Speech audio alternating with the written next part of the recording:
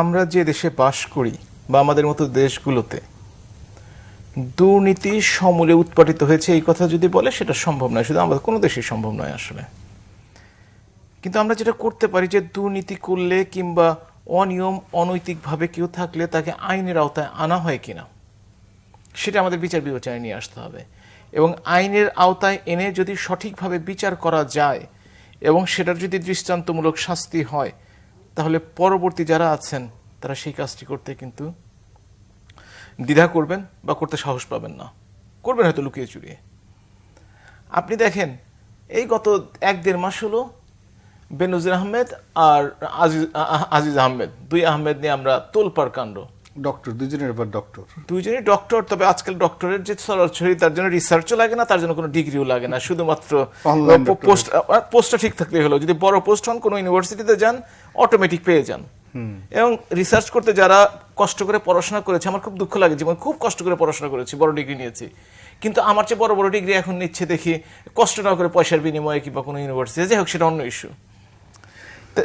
আপনি যে কথাটি বললেন যে নৈতিকতার কথাটি সত্যিকার অর্থে প্রশ্ন যেখানটিতে আসে, তা আমরা কিন্তু আইনের আওতায় আনার চেষ্টা করছি, কিন্তু ব্যথাটা অনেক জায়গায়, সুতরাং ঔষধটা তো সবখানেই দিতে হবে। আর দৃষ্টান্তমূলক আমরা কিন্তু গত 10 বছর 15 বছর 20 বছরের ইতিহাস দেখলে বিএনপির সময় অবশ্য আইনের আওতায় খুব কম লোকই এসছে, আওয়ামী লীগের সময় আইনের আওতায় আসে, কিন্তু আইনের ফাঁক ফোকর গলিয়ে আইনকে প্রভাবিত করিয়ে তাদের যে নজির সৃষ্টিকারী বিচার হয়েছে, শাস্তি হয়েছে, তাও কিন্তু হয়নি। এখানে কিন্তু সকলের হাত পা বাঁধা।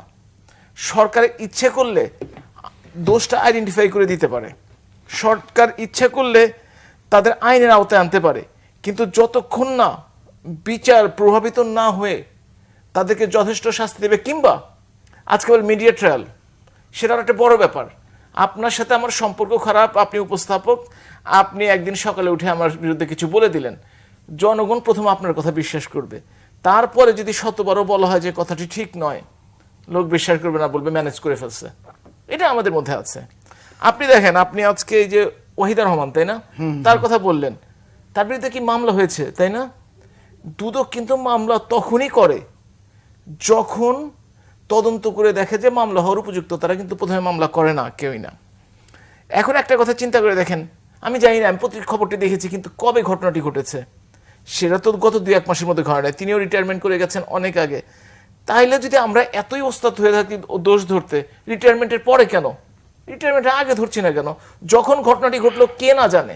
সব ক্ষেত্রে তো এটা হচ্ছে, রিটায়ারমেন্টের পরে সব ক্ষেত্রে এটা হচ্ছে। কে না জানে যে এই ঘটনাটি ঘটেছে?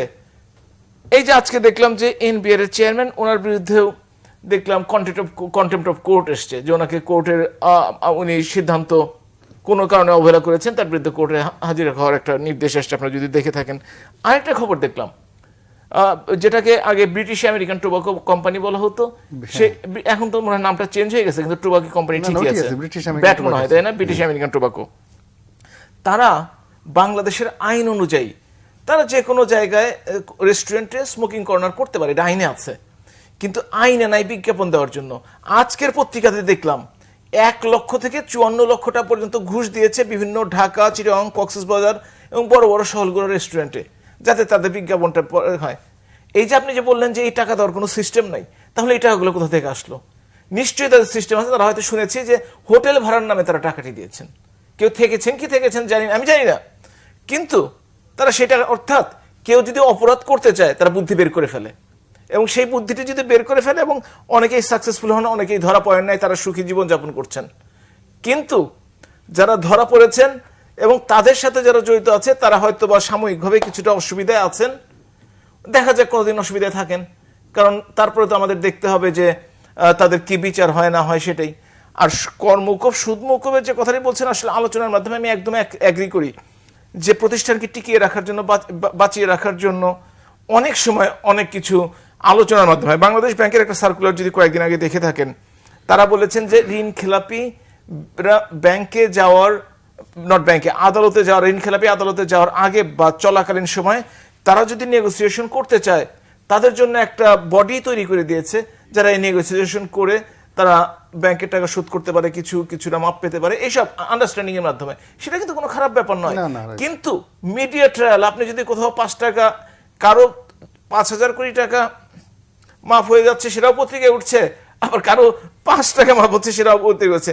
বেচারা যিনি নেগোসিয়েশন করলেন তিনি বিপদে বললেন, কিন্তু তাকে তো নির্দেশ দেওয়া আছে যে আপনি এই কাজটি করতে পারেন, এবং হয়তো দেখা যাবে আইনে গেলে ওনার কিছুই হবে না। কিন্তু মিডিয়া ট্রায়াল হয়ে ওনার এবং ওনার পরিবারের যে ক্ষতিটি হয়ে গেল সেটা তো আসলে উঠিয়ে আনা সম্ভব হবে না কোনোদিনও। সুতরাং এই সমস্ত ব্যাপারগুলোতে আলোচনা করার আগে খুব সফটলি আলোচনা করা উচিত।